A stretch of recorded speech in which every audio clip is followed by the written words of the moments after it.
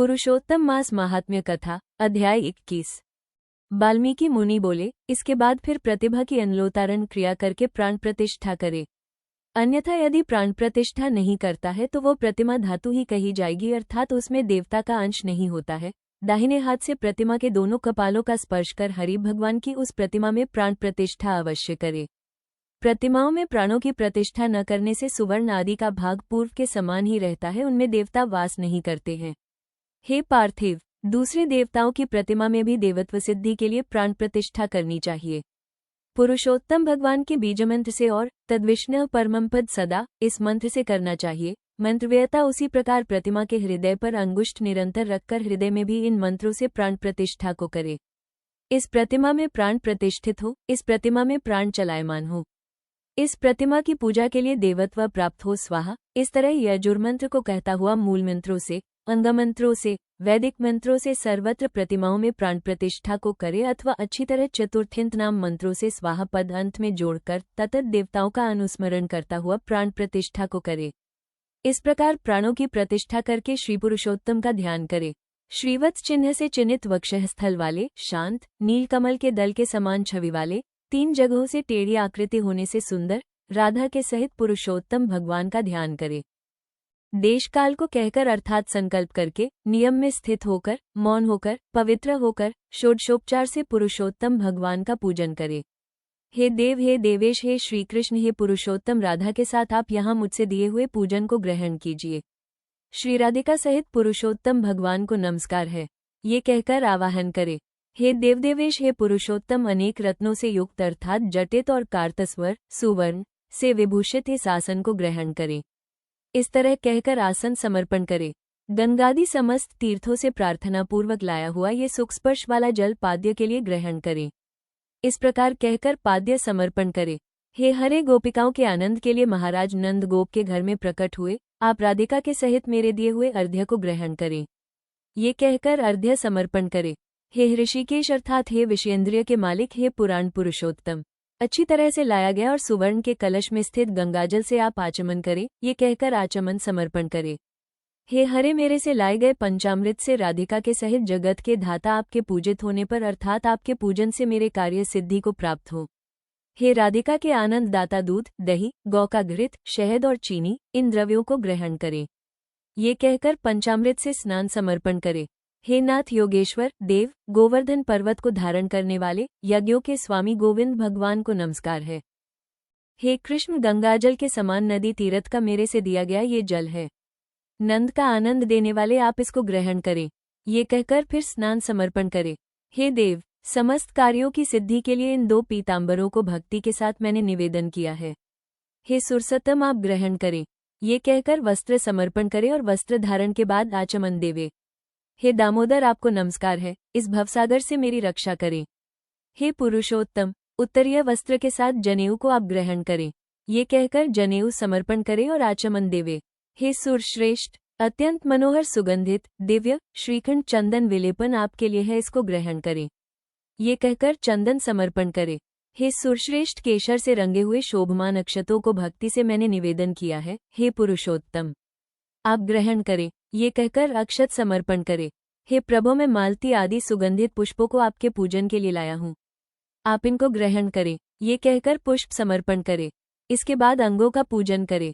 नंद यशोदा के पुत्र, केशी दैत्य को मारने वाले, पृथ्वी के भार को उतारने वाले, अनंत विष्णु रूप धारण करने वाले, प्रद्युम्न, अनिरुद्ध, श्रीकंठ, सकलास्तद्रिक, वाचस्पति, केशव और सर्वात्मा, इन नामों से पैर, गोल्फ, जानू, जघन, कटी में, नाभि, हृदय, कंठ, बाहु और मुख, नेत्र, शिर और सर्वांग का पुष्पों को हाथों में लेकर चतुर्थिंत नामों को कहकर विश्व रूपी जगतपति भगवान का पूजन करे। इस प्रकार प्रत्यंग का पूजन कर फिर चतुर्थिंत केशवादी नाममंत्रों से एक एक पुष्प हाथ में लेकर पुरुषोत्तम भगवान का पूजन करे। दिव्य वनस्पतियों के रस से बना हुआ गंध से युक्त उत्तम गंध समस्त देवताओं के सूंघने के योग्य ये धूप है, इसको आप ग्रहण करें। ये कहकर धूप समर्पण करे। हे भगवान, आप समस्त देवताओं के ज्योति हैं, तेजों में उत्तम तेज हैं, आत्मज्योति के परमधाम, ये दीप आप ग्रहण करें। ये कहकर दीप समर्पण करे। हे देव, नैवेद्य को ग्रहण करें और मेरी भक्ति को अचल करें। इच्छानुकूल वर को देवे और परलोक में उत्तम गति को देवे। ये कहकर नैवेद्य समर्पण करे। मध्य में जल समर्पण करे। आखिर में आचमन जल को देवे। हे ऋषिकेश, हे त्रैलोक्य के व्याधियों को शमन करने वाले, अच्छी तरह से सुवर्ण के कलश में गंगाजल को लाया हूँ, इस जल से आप आचमन करें। ये कहकर आचमन देवे। हे देव, मैंने इस फल को आपके सामने स्थापित किया है, इसलिए मेरे को जन्म जन्म में सुंदर फलों की प्राप्ति हो। ये कहकर श्रीफल, बेल समर्पण करे। हे देव, हे परमेश्वर, गंध कपूर से युक्त कस्तूरी आदि से सुवासित इस करोद्वर्तन, हाथ की शुद्धि के लिए उपटन को ग्रहण करे। ये कहकर करोद्वर्तन समर्पण करे। हे देव, सुपारी से युक्त कर्पूर सहित मनोहर भक्ति से दिए गए इस तांबूल को ग्रहण करें। ये कहकर तांबूल समर्पण करे।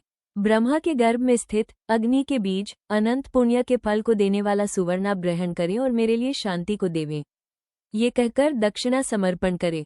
शरद काल में होने वाले कमल के समान श्याम, 3 जगहों से टेढ़े होने से सुंदर आकृति वाले देवेश राधिका के सहित हरि भगवान की आरती करता हूँ। ये कहकर नीराजन समर्पण करे। हे जगन्नाथ, रक्षा करो, रक्षा करो। हे त्रैलोक्य के नायक, रक्षा करो। आप भक्तों पर कृपा करने वाले हो, मेरी प्रदक्षिणा को ग्रहण करें। ऐसा कहकर प्रदक्षिणा समर्पण करे।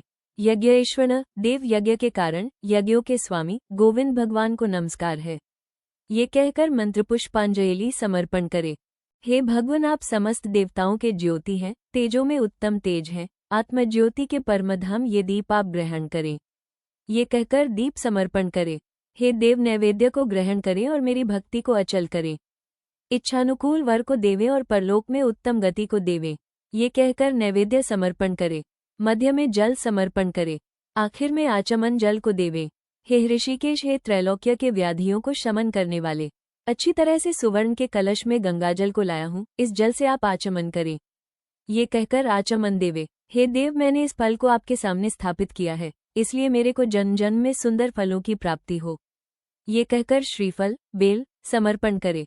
हे देव, हे परमेश्वर, गंध कपूर से युक्त कस्तूरी आदि से सुवासित इस करोद्वर्तन, हाथ की शुद्धि के लिए उपटन को ग्रहण करे। ये कहकर करोद्वर्तन समर्पण करे। हे देव, सुपारी से युक्त कर्पूर सहित मनोहर भक्ति से दिए गए इस तांबूल को ग्रहण करें। ये कहकर तांबूल समर्पण करे। ब्रह्मा के गर्भ में स्थित अग्नि के बीज अनंत पुण्य के फल को देने वाला सुवर्ण आप ग्रहण करें और मेरे लिए शांति को देवें। ये कहकर दक्षिणा समर्पण करे। शरद काल में होने वाले कमल के समान श्याम, 3 जगहों से टेढ़े होने से सुंदर आकृति वाले देवेश राधिका के सहित हरि भगवान की आरती करता हूँ। ये कहकर नीराजन समर्पण करे। हे जगन्नाथ, रक्षा करो, रक्षा करो। हे त्रैलोक्य के नायक, रक्षा करो। आप भक्तों पर कृपा करने वाले हो, मेरी प्रदक्षिणा को ग्रहण करें। ऐसा कहकर प्रदक्षिणा समर्पण करे। यज्ञेश्वर देव, यज्ञ के कारण यज्ञों के स्वामी गोविंद भगवान को नमस्कार है। ये कहकर मंत्रपुष्पांजलि समर्पण करे। विश्वेश्वर विश्वारूप, विश्वा के उत्पन्न करने वाले विश्वस के स्वामी नाथ गोविंद भगवान को नमस्कार है, नमस्कार है। ये कहकर नमस्कार समर्पण करे। मंत्रहीन क्रियाहीन, इस मंत्र से पुरुषोत्तम भगवान को क्षमापन समर्पण करके स्वाहांत नाम मंत्रों से प्रतिदिन तिल से हवन करे। पुरुषोत्तम मास पर्यंत घृत का अखंड दीप समस्त फल की सिद्धि के लिए और पुरुषोत्तम भगवान के प्रीत्यर्थ समर्पण करे। यस्य स्मृत्या च नामोक्त्या तपोयज्ञ क्रियादिषु, इस मंत्र से जनार्दन भगवान को नमस्कार करके प्रमादात कुर्वता कर्म, इस मंत्र से जो कुछ कमी रह गई हो उसको संपूर्ण करके सुखपूर्वक रहे। इस प्रकार जो इस पृथ्वी तल पर मनुष्य शरीर प्राप्त करके पुरुषोत्तम मास के आने पर वैष्णव ब्राह्मण को आचार्य बनाकर मेघ के समान श्यामवर्ण वाले राधा के सहित श्री पुरुषोत्तम भगवान का हर्ष और भक्ति के साथ प्रतिदिन पूजन करेगा, वो इस पृथ्वी के अतुल समस्त सुखों को भोगकर बाद परम पद को जाएगा। पुरुषोत्तम मास महात्म्य कथा, अध्याय 22। दृढ़धनवा राजा बोला, हे तपोधन, पुरुषोत्तम मास के व्रतों के लिए विस्तार पूर्वक नियमों को कहिए। भोजन क्या करना चाहिए और क्या नहीं करना चाहिए, और व्रती को व्रत में क्या मना है, विधान क्या है। श्रीनारायण बोले, इस प्रकार राजा दृढ़धनवा ने वाल्मीकि मुनि से पूछा।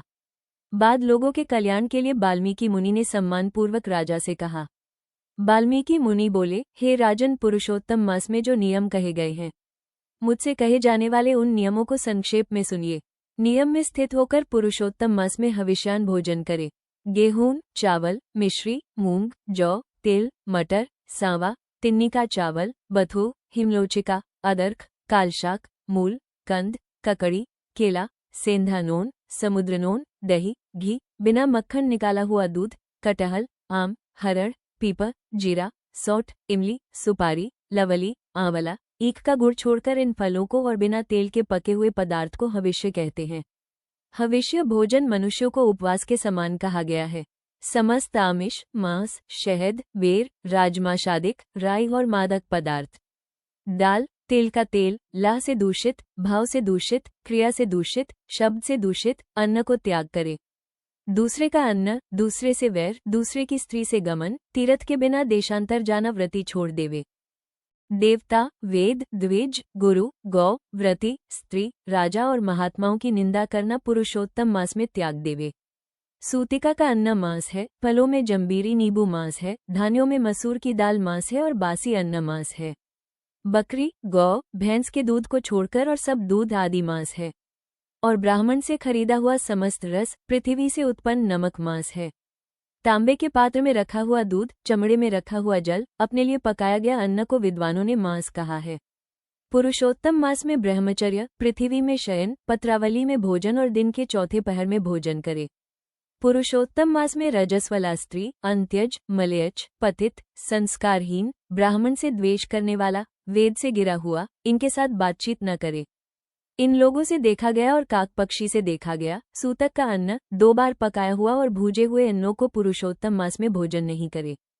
प्याज, लहसुन, मोथा, छत्राक, गाजर, नालिक, मूली, शिग्रू इनको पुरुषोत्तम मास में त्याग देवे। व्रती इन पदार्थों को समस्त व्रतों में हमेशा त्याग करे। विष्णु भगवान के प्रीत्यर्थ अपनी शक्ति के अनुसार कृच आदि व्रतों को करे। कोहड़ा, कंटकारिका, लज्जीरा, मूली, बेल, इंद्रियव, आंवला के फल, नारियल, अलाबू, परवल, बेर, चर्मशाक, बैगन, आजिक, बल्ली और जल में उत्पन्न होने वाले शाक, प्रतिपद आदि तिथियों में क्रम से इन शाकों का त्याग करना। गृहस्थाश्रमी रविवार को आंवला सदा ही त्याग करे।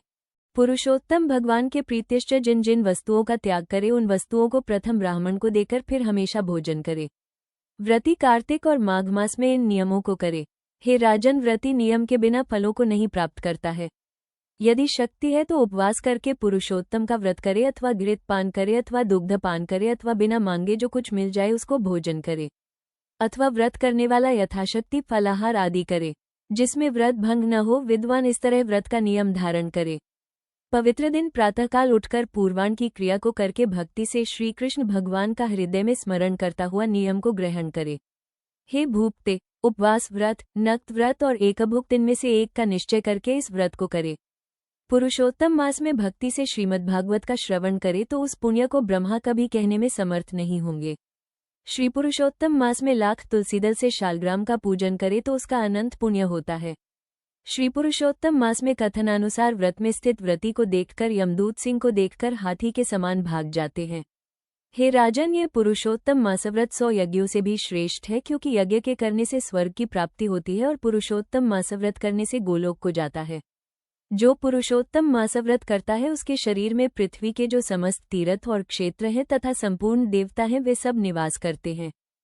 श्री पुरुषोत्तम मास का व्रत करने से दुस्वप्न, दारिद्र्य और कायिक, वाचिक, मानसिक पाप ये सब नाश को प्राप्त होते हैं। पुरुषोत्तम भगवान की प्रसन्नता के लिए इंद्रादि देवता पुरुषोत्तम मासव्रत में तत्पर हरिभक्त की विघ्नों से रक्षा करते हैं। पुरुषोत्तम मासव्रत को करने वाले जिन जिन स्थानों में निवास करते हैं वहां उनके सम्मुख भूत प्रेत पिशाच आदि नहीं रहते। हे राजन, इस प्रकार जो विधिपूर्वक पुरुषोत्तम मासव्रत को करेगा उस मासव्रत के फलों को यथार्थ रूप से कहने के लिए साक्षात शेषनाग भगवान भी समर्थ नहीं है। श्री नारायण बोले, जो पुरुषों में श्रेष्ठ पुरुष मन से अत्यंत आदर के साथ इस प्रिय पुरुषोत्तम मासव्रत को करता है वो पुरुषों में श्रेष्ठ और अत्यंत प्रिय होकर रसकेश्वर पुरुषोत्तम भगवान के साथ गोलोक में आनंद करता है।